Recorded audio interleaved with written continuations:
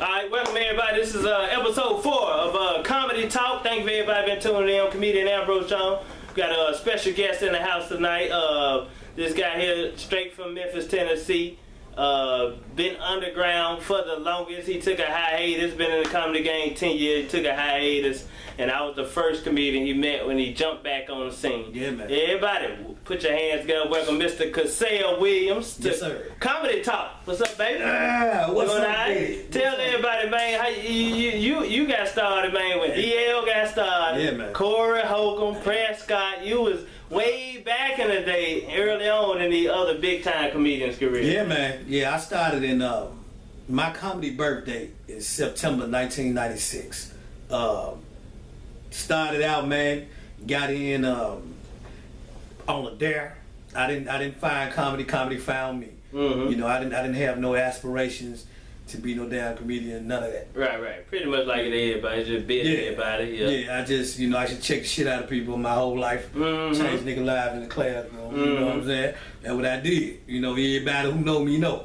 So, it was a dare. I do that work. I talked about him so bad. He's like, man, if you go to this open mic, hey man, if you win, you can get on a comedy show. I was like, what the hell is an open mic? Right. And he said, man, it's a show. If you win, you get $50 and get on the show. He said, if you lose, I'll pay you $50. Oh man, that was a win-win situation. Man, so I went, at Crumpy's Comedy Club in Memphis. Shout out to Crumpy. Right. Went to the open mic and won. Won the open mic. First time on stage. Ever on stage. Never wrote a joke. None of that. Just went up there and talked about what happened to me that day. And I do this joke right now. You remember one of your first? I remember the first joke. I talk about it right now. When I walked in the break room and caught the cleaning lady eating my lunch. Yeah. Yeah, that shit true. You working at Technicolor? No, I was working at Creative Computer. Oh, okay. Yeah. And I walked in and caught her eating my lunch and we got into it. Yeah. And it was an argument. And I went up and talked about that and, bust the house. They ran with it and I won it. I came back the next week and won again. Mm-hmm. And they put me on the show, first show, with Tommy Davidson, a brother named Todd Lynn. God bless you, Todd. Todd passed away a couple of years ago. R.I.P. Todd Lynn. Yeah, Todd Lynn, T-Rex. Wow. And Prescott was hosting. Wow. Tommy And Davis? Yeah. Woo. First show ever, man. And went up, man, had a hell of a show. And didn't know what I was doing, but I was fearless. Right. You know what I'm saying? I was fearless. The people laughed. I'm all over the stage. At that time, I was, wild dancing. Before I come on stage, dance for 5 minutes. I'm the human tornado dancer. Yeah. Don't know shit about comedy. Right. All I know is I can go up here and talk about what happened that day and make folks laugh. Make people laugh. After that, you was on stage. Oh man, after that, man, I got bit at the open mic when I first got that first house laugh. I was like, shit. Oh, okay.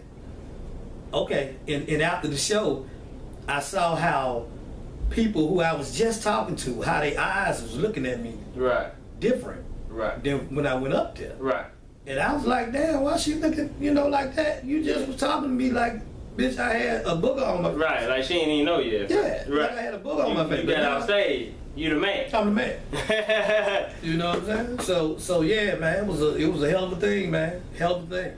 Fun, because I've been on stage my whole life. Yeah. You know what I mean? I'm a dude that was in plays, always sung, and, I've been on stage. Oh, so you already had the blueprint. Oh, yeah. That's right, you come from families. Yeah. Singers, yeah. I've been on stage since I was a kid. So was that your main aspiration to go when you was a kid to be a singer? Hell no. Not at all. That was just something I could do. That was just something you could do. Yeah, what was your main thing that you thought you be doing like 20 years from when you was a kid? I was great in football. Sports. You was a football. Football, man. I was a football guy. Played ball. Pee Wee League won all the MVPs, all that. Short. High. He sure got the height and the weight. Just be dodging everybody. Junior high, man. I was a track guy too. So yeah. High school, played ball in college. What college you played ball at Knoxville College. Knoxville. Played at University of Pittsburgh. You did freshman year, sophomore? Freshman, sophomore, and junior. And junior? Yeah. Yeah, man. So what happened in the senior year? You didn't go? my mom got sick. My mom fell sick with diabetes, and by me being the oldest out of all the boys, I had to be the cat to come home and take care. Okay. Yeah. So, that's a noble thing to do. Yeah. I didn't have no choice in the matter. I got all little brothers. All my brothers ended up graduating college, and everybody doing well. Okay, cool. So you came back home, take care of mama. What you started doing? That's before you jumped on stage, right? Yeah. That was when I came home. It was '96.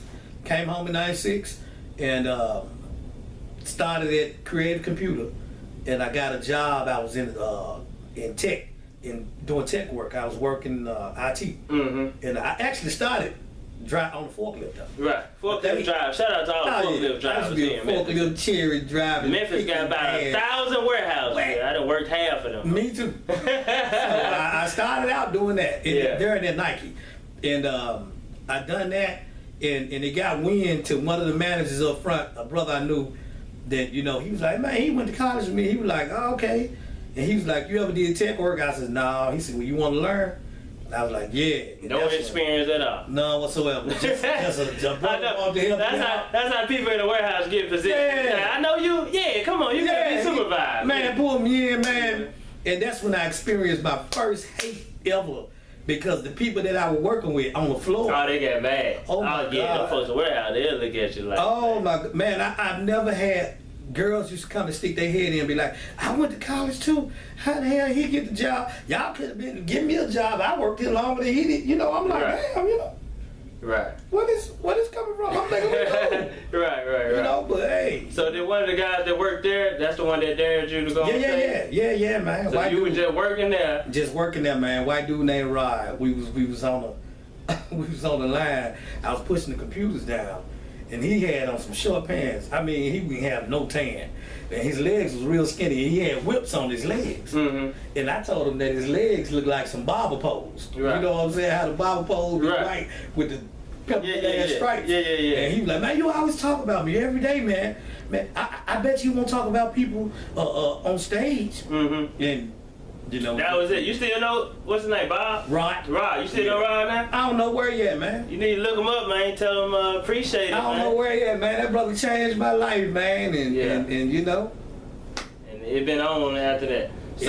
So when you got on stage that first time, after the first show with Tommy Davis, after that you stayed on stage. You ripped it. How long were you doing it before you took your break? 96, 97, 98, 99. 2000. You did, then you have audition for BET? Yeah, I did Def Jam, all that. Def Jam. Yeah, that was right when they was closing the damn show. Right. Did it in, what you call it, it's called Kentucky, right there in Kentucky where the Army base is, by Clarksville.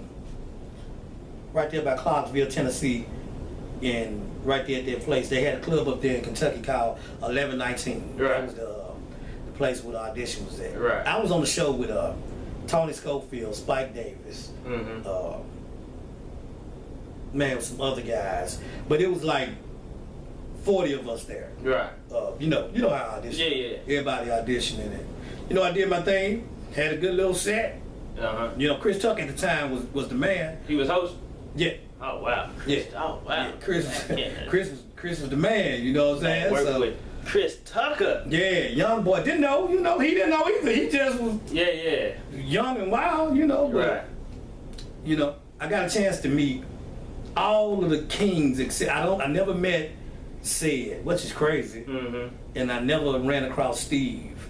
But I knew DL from way back. Right. And Bernie Mac, my nigga. You met Bernie Mac? Man. Where you meet Bernie Mac at? Crumpy's. Crumpets Comedy Club. Yeah. Here in Memphis, Tennessee. Sitting up just like me and you. Hottest comedy club back in the day. Crumpets Comedy Sitting Club. here just like me and you. Served hot wings and comedy. Man. At the same time. And I'm talking about Bernie Mac, man. Bernie Mac was just as real as he was. What year was it? Shit, 97. 97. I haven't even started yet. I think I was just moved from Chicago down here in 97. 97. So, okay, you took your hiatus. It was 10 years, then you stopped. What made you stop? Man, I really was at the point where I'm by me being like one of the matriarch cats in my family. I've always been the guy that people will come to when they need help. Right. So if I didn't have it, then it wasn't gonna be got. Right. So you know what I'm saying? I was gonna make sure You had. Yeah, my brother and them had it, and my family had it, and I was gonna be all right to take care of business. So even at that time, though, when I was out of the game, I wasn't all the way out of the game. Yeah. I just was doing something every couple of months. I'd do a show, Right. here and there, but I wasn't on the scene. So you stopped, and then what, you pick up a job? Yeah. I've been a business owner for over long as I've been doing comedy. Okay. So you On the stopped. 18-wheeler, you know. Yeah. Driving them trucks. Driving them trucks, man. Shout out to the Chuckles, man. Yeah. Shout out to my boy Courtney in Atlanta. So, Yeah. how long was your break? Shit. From 2000 to... I ran into you at the Yeah, that was like 2007. Neil's. Yep. 2000, 2007. Did you miss it? Did you Hell have yeah. a void in I'm your... gonna tell you something that happened to me that was some crazy I shit. know if I stop doing it for a week, y'all stay about a week, I'm lost. Ambrose, it hurt me so bad, man. I'll never forget, man. I was in Pennsylvania, Hershey, Pennsylvania, and I was in the truck driving by a club, and I seen Tommy Davidson. Wow. Who such you and just such. worked with when you first started. Just worked with. God. And I seen his name up in lights. Right. And man, I'm gonna tell you, man, I drove that whole night. I told my partner, man, you can go on back to sleep, cause I couldn't let it go. Right. In my mind, I was just like, man, what the hell? Seeing the guy you just worked with, Man. name on the billboard. Man, name on the billboard.